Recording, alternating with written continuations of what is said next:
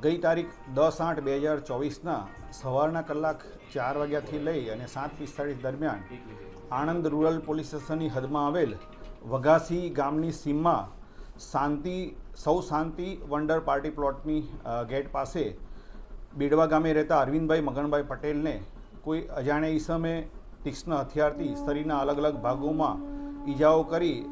અને તેમનું મર્ડર કરેલ હોવાની હકીકત મળતા આ બાબતે આણંદ રૂરલ પોલીસ સ્ટેશનના પીઆઈ અસારી સાહેબ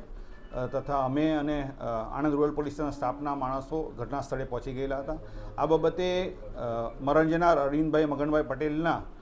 ભત્રીજા પિંકેશ પટેલની ફરિયાદ આપતા આ બાબતે મર્ડરનો ગુનો ડિટેક્ટ કરવામાં આવેલો હતો। સદર ગુનો અનડિટેક હોય અને મર્ડરનો હોય, જેથી અમદાવાદ રીના પોલીસ મહાનિરીક્ષક શ્રી મોથલિયા સાહેબ તથા આણંદ જિલ્લાના પોલીસ અધિક્ષક શ્રી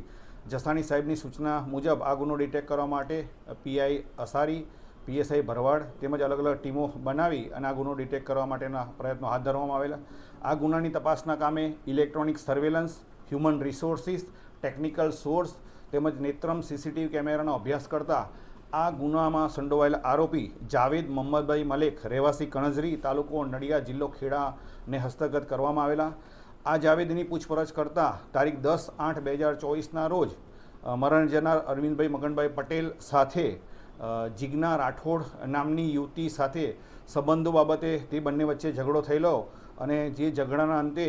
બંને વચ્ચે ગાળાગાળી અને મારામારી થતાં આરોપી જાવેદ મોહમ્મદભાઈ મલેકે તેની સાથે લઈને આવેલ છરાથી અરવિંદભાઈ મગનભાઈ પટેલને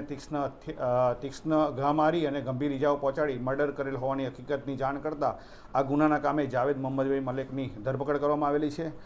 જાવેદ મોહમ્મદભાઈ પટેલનો ગુનાહિત ઇતિહાસ ચેક કરતાં તેઓ આ અગાઉ ખેડા જિલ્લાના ચકલાલી પોલીસ સ્ટેશનમાં કિડનેપિંગ તથા પોક્સો એક્ટ હેઠળના ગુનામાં પણ સંડોવાયેલ હોવાની હકીકત તપાસ દરમિયાન જણાવેલ છે।